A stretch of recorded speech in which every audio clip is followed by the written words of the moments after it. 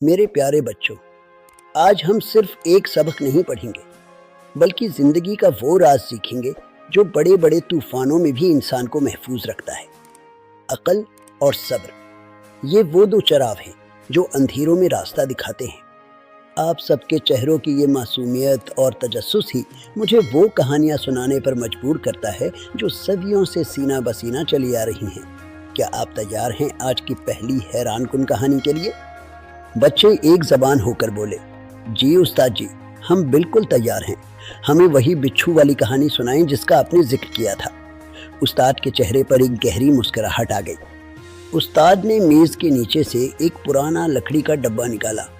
اس پر بنی ہوئی نقش و نگار دیکھ کر ایسا لگتا تھا جیسے اس میں کوئی بہت بڑا راز چھپا ہو۔ انہوں نے اسے آہستہ سے میز پر رکھا۔ اس ڈبے میں کیا ہے؟ ایک بچے نے دبے پاؤں پوچھا۔ استاد نے جواب دیا، اس میں وہ سبق ہے جو کبھی مٹتا نہیں۔ یہ بچھو کی وہ فطرت ہے جو ہم سب کے اندر کہیں نہ کہیں چھپی ہوتی ہے، لیکن اس پر قابو پانے والا ہی کامیاب ہوتا ہے۔ اگر آپ کو صحرا کی کالی رات میں اکیلے چلتے ہوئے ایک بچھو مل جائے جو آپ کی طرف بڑھ رہا ہو، تو آپ کا پہلا قدم کیا ہوگا؟ خوف یا حکمت؟ لڑائی یا دفاع؟ یہ سوال سادہ نہیں ہے، اس میں زندگی کا فلسفہ چھپا ہے۔ ایک لڑکا جوش میں آ کر بولا، میں اسے اپنے جوتے تلے رون دوں گا، میں بہادر ہوں، میں ڈرتا نہیں۔ استاد نے سر ہلایا اور بولے، بہادری اور حماقت میں ایک باریک لکیر ہوتی ہے بیٹا، کبھی کبھی لڑنا ہی سب کچھ نہیں ہوتا۔ اب سنیں وہ کہانی۔ ایک مسافر جس کا نام یوسف تھا، میلوں کا سفر طے کر کے اپنے گھر لوٹ رہا تھا۔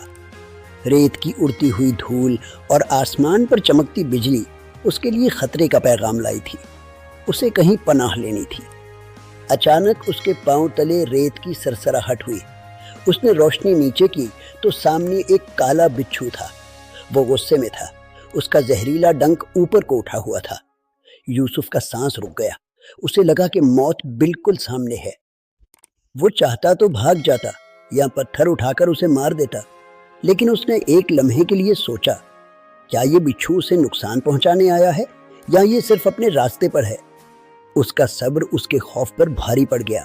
اس نے ساکت کھڑے رہنے کا فیصلہ کیا، مگر پھر اس نے دیکھا کہ بچھو اس کی طرف نہیں بلکہ پاس ہی سوئے ہوئے ایک معصوم بچے کی طرف جا رہا تھا جو اپنی ماں سے بچھڑ کر وہاں سو گیا تھا۔ اب صبر کا نہیں بلکہ حکمت کے ساتھ عمل کا وقت تھا۔ یوسف کو فیصلہ کرنا تھا۔ پلک جھپکتے ہی یوسف نے بچے کو آغوش میں اٹھا لیا۔ بچھو نے ڈنک مارا لیکن وہاں اب کوئی نہیں تھا۔ یوسف نے بچے کی زندگی بچا لی، بغیر کسی جنگ کے، بغیر کسی خون خرابے کے۔ یہی وہ لمحہ تھا جب عقل نے زہر کو شکست دے دی۔ یاد رکھو، زندگی میں بچھو جیسے حالات ہر طرف ہوتے ہیں۔ زہریلے لوگ، مشکل حالات اور خوفناک فیصلے ہمیں گھیر لیتے ہیں، لیکن جو شخص غصے کے بجائے عقل سے کام لیتا ہے، وہ نہ صرف خود بچتا ہے بلکہ دوسروں کے لیے بھی نجات کا ذریعہ بنتا ہے۔ اگر وہ اسے کاٹ بھی لیتا تو بھی یوسف کو اس بات کا اطمینان ہوتا کہ اس نے ایک جان بچائی۔ صبر کا مطلب بزدلی نہیں بلکہ صحیح وقت پر صحیح طاقت کا استعمال ہے۔ کیا آپ نے کبھی محسوس کیا ہے کہ غصہ آپ کو اندھا کر دیتا ہے؟ بچے سوچ میں پڑ گئے۔ اب میں آپ کو ایک اور کہانی سناتا ہوں جو اس پتھر سے جڑی ہے۔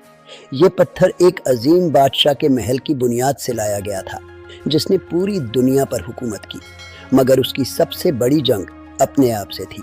کیا آپ سننا چاہیں گے؟ بچوں نے پرجوش ہو کر حامی بھری۔ بادشاہ کے پاس سب کچھ تھا مگر سکون نہیں۔ ایک دن ایک پرندے نے اسے بتایا کہ اصل طاقت تاج میں نہیں بلکہ اس معافی میں ہے جو تم اپنے دشمن کو دیتے ہو۔ بادشاہ غصے میں آ گیا۔ اس نے پرندے کو قید کرنے کا حکم دیا، مگر پھر وہی ہوا جو بچھو کی کہانی میں ہوا تھا۔ جب بادشاہ نے پرندے کو آزاد کیا تو اسے احساس ہوا کہ قید کرنے سے طاقت نہیں بڑھتی بلکہ دوسروں کو آزاد کرنے سے انسان خود آزاد ہو جاتا ہے۔ اس کی بیٹی ٹھیک ہو گئی اور محل میں خوشیاں لوٹ آئیں۔ صبر اور حکمت نے ایک بار پھر ناممکن کو ممکن کر دکھایا۔ باہر طوفان تیز ہو رہا ہے لیکن اس کمرے کے اندر ہم محفوظ ہیں۔ کیوں؟ کیونکہ ہماری دیواریں مضبوط ہیں اور ہماری نیت صاف ہے۔ زندگی کے طوفان بھی ایسے ہی ہوتے ہیں۔ وہ آتے ہیں تاکہ ہمیں آزما سکے، ہمیں گرانے کے لیے نہیں بلکہ ہمیں مضبوط بنانے کے لیے۔ درد جب حد سے بڑھ جائے तो समझ लो कि दवा करीब है। सब्र वो कड़वी दवा है जिसका फल हमेशा मीठा होता है। जब आपको लगे कि सब रास्ते बंद हो गए हैं, तो अपने अंदर के उस चिराग को रोशन करें जिसे उम्मीद कहते हैं। वो कभी नहीं बुझता। देखो, पानी कितना नरम है, मगर वो सख्त से सख्त चट्टान को काट देता है। बीज कितना छोटा है, मगर वो जमीन का सीना चाक करके बाहर निकल आता है। ये सब सब्र की निशानियां हैं। फितरत हमें हर लम्हा सिखाती है कि ठहराव में ही असल ताकत छुपी है। अक्ल वो है जो इस ताकत को पहचान ले। आज जब आप अपने घरों को जाएंगे तो बारिश और कीचड़ मिलेगा। आप शिकायत भी कर सकते हैं और आप इस पानी का शुक्र भी अदा कर सकते हैं जो फसलों को जिंदगी देगा। इंतखाब आपका है। क्या आप बिच्छू बनेंगे जो सिर्फ डंक मारना जानता है, या वो मुसाफिर जो दूसरों की जिंदगी बचाता है? बच्चों ने अहद किया कि वो हमेशा अक्ल और सब्र से काम लेंगे। उनकी आंखों में अब वो खौफ नहीं था जो सबक शुरू होने से पहले था। अब वहां एक नई रोशनी थी, एक ऐसा सबक जो किताबों से नहीं बल्कि जिंदगी के तजर्बात से मिला था। उस्ताद ने उन्हें दुआएं देकर रुखसत किया। गांव की गलियों में अब सुकून था। तूफान थम चुका था और एक नई सुबह का आगाज होने वाला था।